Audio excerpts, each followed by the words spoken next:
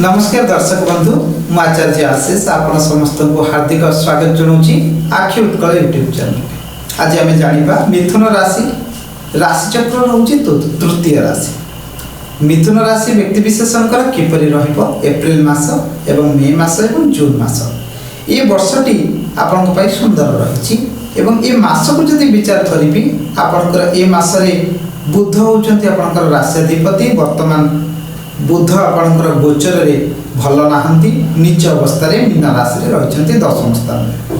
स्वास्थ्य दृष्टि ये एक सुंदर योग आपन को किछि कष्ट दे पारे, शारीरिक कष्ट दे पारे, मानसिक कष्ट दे पारे एवं आपन कोनोसी समस्याग्रस्त मध्य हे पारंती। राशिधिपति दुर्बल रहिबा अनेक गुड़िए समस्या को आनी थाए। शारीरिक दृष्टिकोण जदि विचार करी समय आपणकर भल नाही, जगी रखी रुहतु एवं जो माने बहु स्पीड रे ड्राइविंग करुचंती किंबा द्रुत गति रे कोनोसी यान को परिचालना करुचंती एपरि कार्य करुथिबा व्यक्ति विशेष माने सचेतन रुहतु। जो मानकर ऑलरेडी शारीरिक स्वास्थ्य रे किछि समस्या रहिछि ए समय मध्य एप्रिल मास आपनक पई अनेक कष्टकारी रहि पारे एवं मे मास ठारू आपण किछि सुधार प्राप्त करिबे। आसंतु जानिबा आपण मानकर धन संबंध एवं कुटुंब आपण को फैमिली किपरि रही। पारिवारिक दृष्टिकोण जदि विचार करी परिवार स्थान रे मंगल रहिचंती, नीच अवस्था रे अछंती। परिवार रे मनांतर मतांतर घटी पारे, परिवार रे किछि कष्ट आसी पारे। आपण जदि परिवार भितरे कौनसी समस्या न आनिया पई चाहुचंती तेबे आपण साइलेंट रुहतु, नीरवता रुह अवलंबन करंतु, निजे चुप रुहतु एवं जदि परिवार रे किछि दुर्घटना घटिछि बा किछि मनांतर मतांतर घटिछि आपण ताको आपस समाधान करंतु एवं निजे सरेंडर करंतु। कारण मंगल जेतेबेले रहि जांती द्वितीय स्थान रे मनुष्यर वाणी कटुता हो जाए, कटु कथा कही थाए, अन्य को बाधिला भली कथा कही थाए जहाँकि परिवार रे गंडगोल विशृंखला को बढ़ाई थाए। धन दृष्टि जदि विचार करी फाइनेंशियल स्थिति बहुत खराब रहिबो आपनकर एप्रिल मास एवं मे मास एवं आपनकर फाइनेंस रो कंडीशन बहुत खराब रहिबार योग रहिछि। तेणु जगी रखी धन को व्यय करंतु, अर्थ व्यय करंतु। ता सहित जदि आपनकर चतुर्थ स्थान को देखिबी, चतुर्थ स्थान आपनकर सुख समृद्धि स्थान होता है। केतुंकर स्थिति रही मांकर कौनसी स्वास्थ्यगत समस्या जदि रही मांकर जत्न नियंतु किंबा मां सहित सुसंपर्क स्थापना करंतु।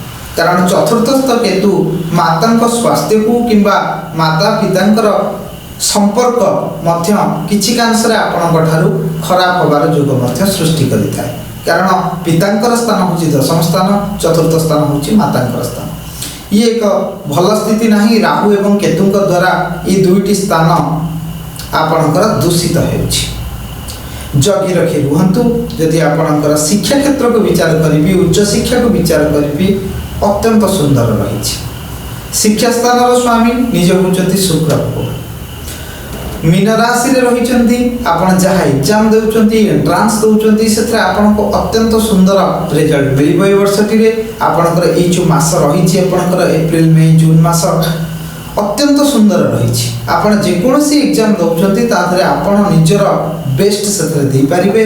आपण को मानसिक शांति मध्य मिलिबो। ता सहित मान सम्मान जश कीर्ति रे मध्य वृद्धि घटिबार योग रहिछि। एवं आपनकर तृतीय स्थान रविंकर द्वारा संचालित होउची। तृतीय स्थान स्वामी एकादश स्थान रे रहिचंती। उत्साह बढ़िबो, कार्य क्षेत्र रे साहस बढ़िबो, धैर्य बढ़िबो, आपनकर निजर पराक्रम रे मध्य वृद्धि हेबो। आपण एपरि एक सुंदर स्थिति रे रहिचंती। ये वर्षटी आपनकर मेमोरेबल वर्ष रहिबो। आपण अनेक कृतकार्य करिवे, अनेक समृद्धि आनिबे निज पई, निजर परिवार पई एवं निजर बंधु परिजनों आपण समृद्धि नहीं आसबे। आपणकर शिक्षा क्षेत्र अत्यंत उज्जवल रही एवं आपणकर प्रेम संबंध रे मध्य अनेक सुधार रहिबो। ए समय रे आसंतु जानिबा आपणकर जीवन रे वैवाहिक जीवन किपरि रहिबो। वैवाहिक जीवन को विचार करी ତାହା କିଛି କାଂଶରେ କଷ୍ଟକାରୀ ରହିପାରେ। ବୃଷ ରାଶିରେ ରହିଛନ୍ତି ବର୍ତ୍ତମାନ ଦେବଗୁରୁ ବୃହସ୍ପତି। ବୃହସ୍ପତି ପୁଣି ଦ୍ୱାଦଶ ସ୍ଥାନରେ ସଞ୍ଚାର କରୁଛନ୍ତି। ଯେତେବେଳେ ବିବାହର ସ୍ୱାମୀ ଦ୍ୱାଦଶ ସ୍ଥାନକୁ ଯାଆନ୍ତି କିମ୍ବା ଦ୍ୱାଦଶରେ ସଞ୍ଚାର କରନ୍ତି, ତିକ୍ତତା ବଢ଼ିଥାଏ।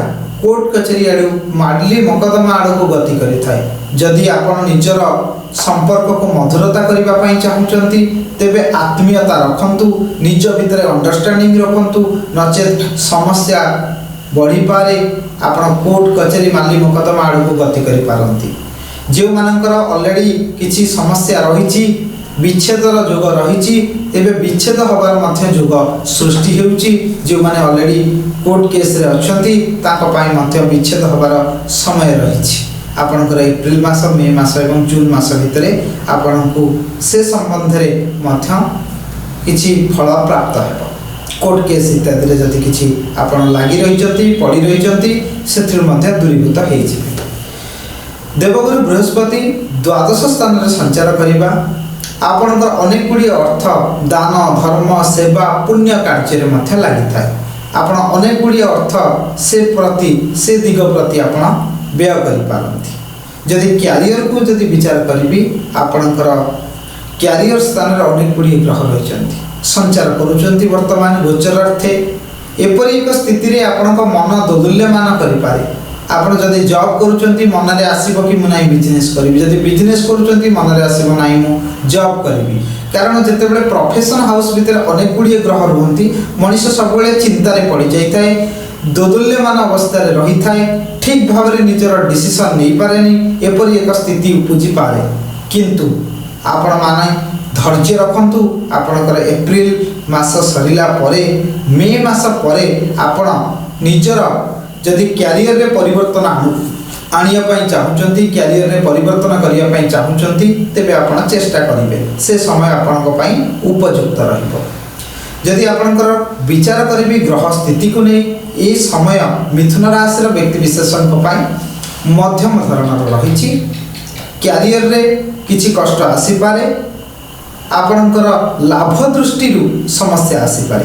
ଯଦି କାହାକୁ ଆପଣ ପଇସା ଦେଉଛନ୍ତି, ଏ ସମୟ ଆପଣଙ୍କ ପାଇଁ ବିଲକୁଲ ଭଲ ରହିବ ନାହିଁ। ଆପଣଙ୍କ ଅର୍ଥହାନି ହେବ। ଆପଣ ଯଦି ବ୍ୟାପାର ଇତ୍ୟାଦିରେ କିଛି ଅର୍ଥ ବିନିଯୋଗ କରୁଛନ୍ତି ବା ଲଗାଉଛନ୍ତି, ସେଥିରେ ମଧ୍ୟ ଲାଭ ପାଇବା କଷ୍ଟକାରୀ ହୋଇଯିବ। ଏପରି ଏକ ସ୍ଥିତି କାହିଁକି ଉପୁଜୁଛି? ଆପଣଙ୍କର ଏକାଦଶ ସ୍ଥାନ କିଛି କାଂଶରେ ଦୂଷିତ ହୋଇଛି। ଏବଂ ଯଦି ସମୟକୁ ବିଚାର କରିବା, ଏପ୍ରିଲ ମାସ 14 ତାରିଖ ପରେ ରବିଙ୍କର ସଞ୍ଚାର ଯେତେବେଳେ ରହିବ, ରବି ଉଚ୍ଚ ହୋଇକି ରହିବେ, ସେ ସମୟରେ ଆପଣଙ୍କ ପାଇଁ ଅନେକ ଲାଭ ପ୍ରଦାନ କରିବେ। କିନ୍ତୁ ମେଷ ରାଶିର ଅଧିପତି ଦୁର୍ବଳ ଅବସ୍ଥାରେ ଥିବା କାରଣରୁ, ଆପଣଙ୍କ ଲାଭ ସ୍ଥାନର ଅଧିପତି ଦୁର୍ବଳ ଅବସ୍ଥାରେ ଥିବା କାରଣରୁ କିଛି ସମସ୍ୟା ରହିଛି। ଯେଉଁ ବ୍ୟକ୍ତିବିଶେଷଙ୍କ ମାନଙ୍କର ପଇସା ଫସିଛି, ଅର୍ଥହାନି ହେଇଛି, କିଛି କଷ୍ଟ ମିଳିଛି, ସେମାନଙ୍କ ପାଇଁ ଏପ୍ରିଲ ମାସ 14 ତାରିଖରୁ ଏକ ସୁନ୍ଦର ଯୋଗ ରହୁଛି। ରବିଙ୍କ ପାଇଁ ଆପଣ କିଛି କାଂଶରେ ଲାଭ ପାଇପାରିବେ ଏବଂ ଏ ମାସଟି, ଏପ୍ରିଲ ମାସଟି ଆପଣଙ୍କର ଏପ୍ରିଲ 14ରୁ ମେ 15 ପର୍ଯ୍ୟନ୍ତ ଭଲ ରହିବ। ଆପଣ ଅର୍ଥ ପ୍ରାପ୍ତି କରିପାରିବେ। କିନ୍ତୁ ଜଗି ରଖି ରୁହନ୍ତୁ। ଆପଣଙ୍କର ଏ ସମୟ ସେତେ ଶୁଭକର ନୁହେଁ, ମଧ୍ୟମ ଧରଣର ରହିଛି। ପରିବାରକୁ ଦୃଷ୍ଟି ଦିଅନ୍ତୁ, ନିଜର ସ୍ୱାସ୍ଥ୍ୟକୁ ଦୃଷ୍ଟି ଦିଅନ୍ତୁ, ନିଜର ଜୀବନଶୈଳୀକୁ ଦୃଷ୍ଟି ଦିଅନ୍ତୁ ଏବଂ ଆପଣ ନିଜେ ନିଜ ଉପରେ ଧ୍ୟାନ କେନ୍ଦ୍ରୀଭୂତ କରନ୍ତୁ। ଠିକ୍ ଭାବରେ ନିୟମିତ ଭାବରେ ଖାଦ୍ୟପେୟ ଗ୍ରହଣ କରନ୍ତୁ। ଏ ସମୟକୁ ଯଦି ମୁଁ ବିଚାର କରିବି, ଆପଣ ରାହୁଙ୍କ ପାଇଁ ଉପଚାର କରନ୍ତୁ। ରାହୁଙ୍କ ପାଇଁ ଆପଣ ଏକ 9 ମୁଖୀର ରୁଦ୍ରାକ୍ଷ ଗଳାରେ ଧାରଣ କରନ୍ତୁ। ଆଉ ଆପଣ ଗଣେଶ ଭଗବାନଙ୍କର ମନ୍ତ୍ର ଜପ କରନ୍ତୁ। ତାହା ସହିତ ନୃସିଂହ କବଚ ପାଠ କରନ୍ତୁ। ଅନେକ ଲାଭ ପ୍ରାପ୍ତ ହେବ। ରହୁଛି, ନମସ୍କାର।